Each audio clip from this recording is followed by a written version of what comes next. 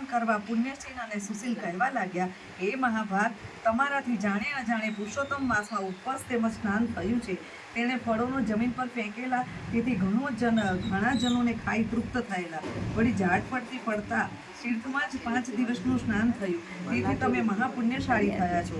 આ સાંભળી વાનર કાલનર પર્વત પર બીજા અધિપતિઓ લતા, ફળો, ફૂલો વગેરેને નમ્યો ને વૈમનમાં બેસી ગોલોકમાં ગયો. આ સાંભળી નારદે નારાયણને પૂછ્યું, હે પ્રભુ, તમે દિવસના પ્રથમ ભાગમાં કરવાનું આહારની કહ્યું, પણ બીજા ભાગમાં શું કરવું તે કહો. ત્યારે નારાયણ કહેવા લાગ્યા, પ્રાંતકાળમાં કરેલું કાર્યવિધિ પ્રમાણે કર્યા પછી મધ્યાહન સંધ્યા પછી તર્પણ કરવું. દેવતાઓ, મનુષ્ય, પક્ષીઓ, સિદ્ધ, યક્ષ, નાગ, દૈત્ય, રાક્ષસ, પ્રેત, પિશાચો અને સર્પ અહીં હોય તે અન્ન ચાહતા હોય તો તેનો સ્વીકાર કરો. અહીં 5 મહાયજ્ઞ કરવા, કૂતરા અને કાગડા તેમજ બીજા પ્રાણીઓને બલિદાન આપવું.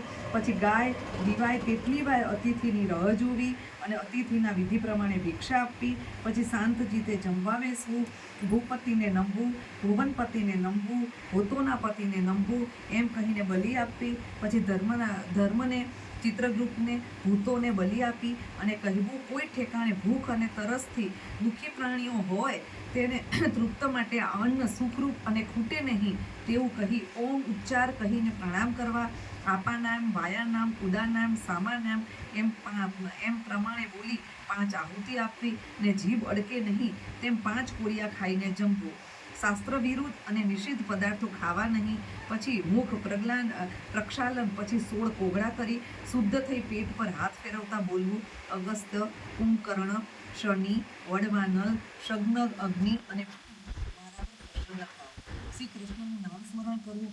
આચમન કરીને પાન ખાવું. પછી ભગવત સ્મરણ કરવું. તે પછી ધંધાર્થે બહાર જઈ પાછા આવી હાથ પગ ધોઈ સાયં સંધ્યા કરવી. સાયંકાળે તેમજ પ્રાંતકાળે જમતા પહેલા બલીકરણ સાથે વૈશ્ય દેવો કરવો. પછી ઘરમાં સૂતી વખતે પૂર્વ તરફ, સસરાને ત્યાં દક્ષિણ તરફ, પ્રવાસમાં પશ્ચિમમાં માથું રાખવું અને ઉત્તર દિશામાં ક્યારે પણ માથું રાખવું નહીં. શાંતિથી નિંદ્રા આવે તે સારું. અગસ્ત્ય, માધવ, મહાબળવાન, મુચુકુંદ, કપિલ અને આસ્તિક મુનિના નામ સ્મરણ કરી ગારુડ મંત્ર પોતાના રક્ષણ કરી માથા આગળ જળપાત્ર રાખી નિંદ્રાવશ થઈ પર્વકાળ વ્રત પ્રયુક્ત નિયમ વર્જ કરી બીજા દિવસોમાં પોતાની પત્ની સાથે રમણ કરવું. પહેલો અને છેલ્લો પ્રહાર વેદા અભ્યાસમાં ગાળવો. ધર્મ અને નીતિના માર્ગે આગળ વધવું. ઇતિશ્રી બૃહદનીય પુરાણોમાં પુરુષોત્તમ માસનો આહુનિક કથન નામનો 29મો અધ્યાય સંપૂર્ણ.